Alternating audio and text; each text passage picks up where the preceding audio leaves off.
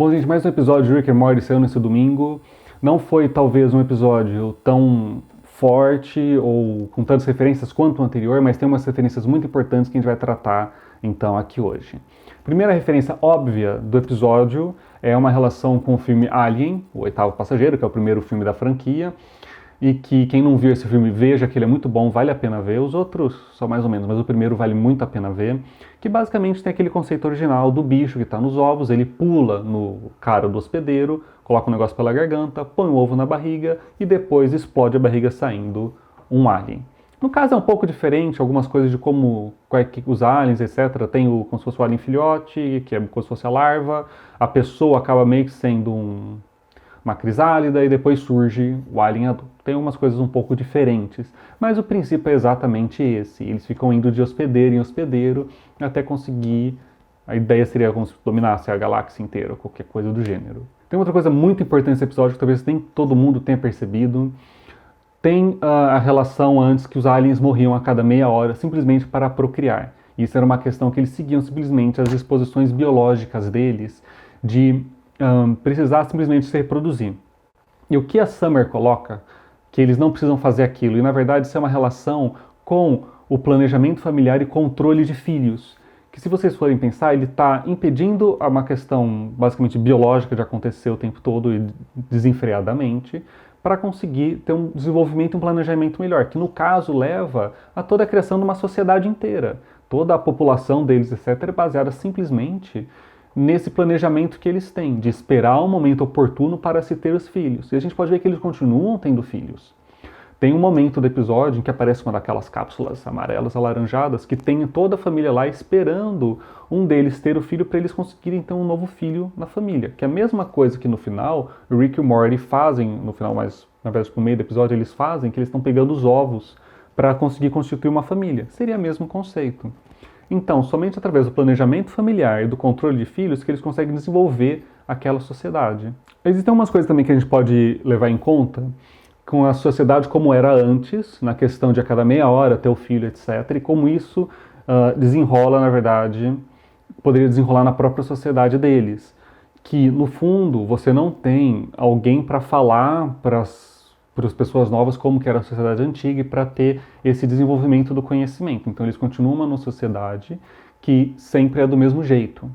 Isso no final a gente consegue ver que é provavelmente o futuro daquela sociedade, que o Rick e o Morty destroem todo basicamente a civilização que eles tinham criado e acabam surgindo novos bebês que, na verdade, primeira coisa, eu não vou limpar isso, eles nem sabem o que aconteceu. Então, provavelmente, o destino daquilo é, se não tiverem sobrado pessoas para falar para os jovens o que eles têm que fazer, a sociedade vai voltar ao que era antes, de esperar um hospedeiro e a cada meia hora simplesmente se reproduzir. Sobre essa questão ainda da reprodução, da questão da meia hora, existe uma pegadinha no episódio, que o início do episódio eles estão com a questão da contaminação, e o fim do episódio eles acham que o ovo vai chocar, que eles vão simplesmente ter o filhote.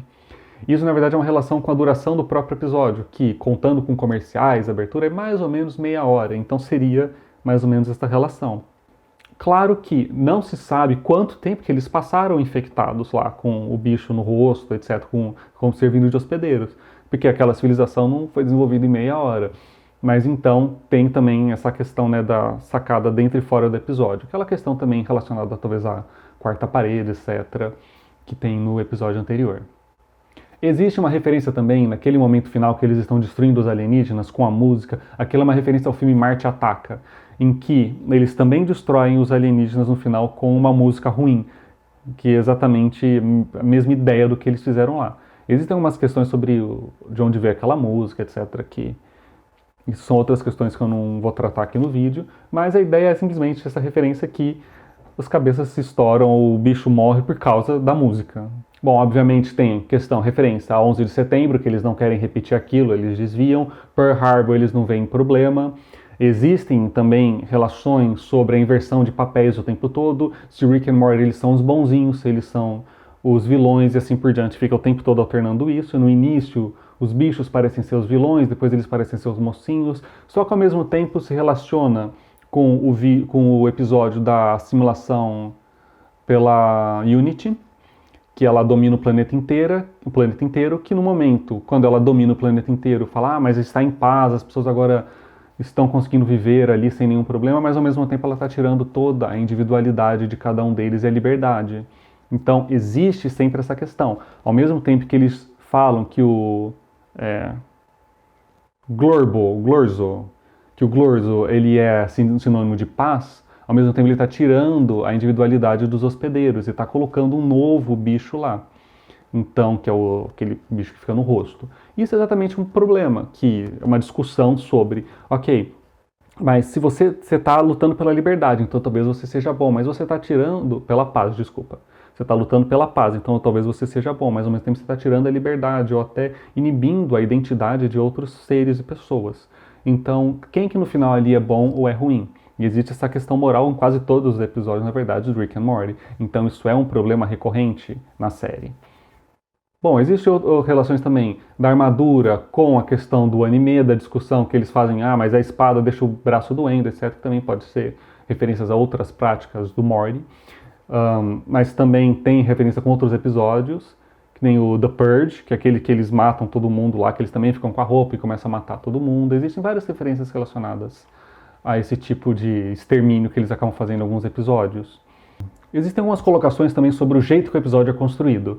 Primeira coisa, ele não é um episódio linear. Começa no meio da história, eles veem que continua, retorna para o início, volta, etc. E fica nesse pulo entre o que era o do passado e o que está acontecendo agora. Então isso é uma coisa um pouco diferente também que eles fizeram, que normalmente não se faz. Eles não acabam fazendo os episódios de Rick and Morty.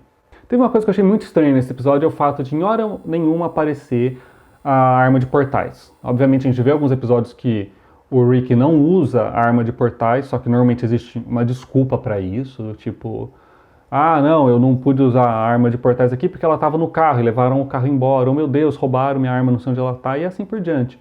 Nesse episódio ele não cita a arma de portais, e seria uma coisa muito simples, ele, por exemplo, vai lá para a casa deles, volta, não sei o que, poderia pegar a Summer super fácil assim, poderiam fugir facilmente assim até da própria cadeia, só que eles acabam não fazendo isso. Não sei se é para melhorar a dinâmica do episódio ou se por algum motivo o Rick dessa realidade não tem uma portal gun por algum motivo e assim por diante, mas não é uma coisa explicada e é estranho que não apareça hora nenhuma no episódio. Uma outra coisa que eu achei interessante do episódio é o fato do Jerry estar começando a criar abelhas. Não dá para saber se isso é uma relação com o fato de nos Estados Unidos eles estarem com problemas na população de abelhas, tá diminuindo a população de abelhas já faz alguns anos, e isso é ruim para a questão de polinização, etc. Ou se é uma relação com algo muito mais que está acontecendo lá atualmente, que é a questão daquelas vespas que estão matando basicamente as abelhas. E isso está sendo um problema grave nos Estados Unidos e está acontecendo agora. Então é uma coisa extremamente atual. Se for relação com essa questão das vespas, é uma coisa extremamente interessante que eles estarem num segundo episódio, que no episódio passado já teve uma referência à pandemia, e se nesse episódio eles colocarem também essa referência, que é algo atual, que é uma coisa que eles não estavam fazendo antes. Então seria bem interessante se fosse realmente uma referência desse tipo. Uma outra coisa também, seguindo já na questão das abelhas, é aquela amiga da Summer, que está aparecendo já faz alguns episódios, e que ela quer ficar aparentemente com o pai da Summer, né? Aparentemente ela falou claramente isso. E ela, na verdade, é uma amiga bem, assim, né, complicada da Summer, porque ela aparece, ela rouba o namorado da Summer num episódio, aquela que ela fica gigante, que o namorado queria ir para acampar com ela, acaba trocando ela pela amiga, é essa amiga que está lá agora. Também, em outros episódios, ela aparece como sendo amiga da menina que o Morty gosta. Então, e também falando coisas absurdas que ela gosta de fazer na cama também. Então, em vários momentos ela aparece, e até interessante que ela apareceu em outro episódio como amiga da Summer, agora apareceu de novo, e é meio estranho isso em relação a todo o contexto da história. O que me leva a crer, talvez, que ainda nós não tenhamos visto nenhum episódio dessa temporada que seja do Rick C-137. Bom, então é isso, espero que vocês tenham gostado. Esse episódio ele tem menos referência do que o episódio anterior, ele é um episódio menos denso, menos complexo em relação a isso, é uma história um pouco mais tradicional do Rick and Morty, que é algo ótimo, adoramos isso. E vamos ver então como que os próximos episódios vão se desenvolvendo. Só uma última coisa também que isso pode ter uma relação é com o que eles falam no início da temporada, ou final da temporada inteira, acho que é no início da temporada, que eles falam que cada hora eles vão fazer, pode ser um episódio às vezes tradicional, às vezes um episódio com a Summer, às vezes sem a Summer, nunca com o Jerry aparentemente, e assim por diante. Então, pode ser que esse seja simplesmente o padrão dessa temporada, vários episódios aleatórios sem seguir alguma linha condutora. Bom, se eu esqueci de alguma referência, vocês podem falar aqui nos comentários, espero que vocês tenham gostado.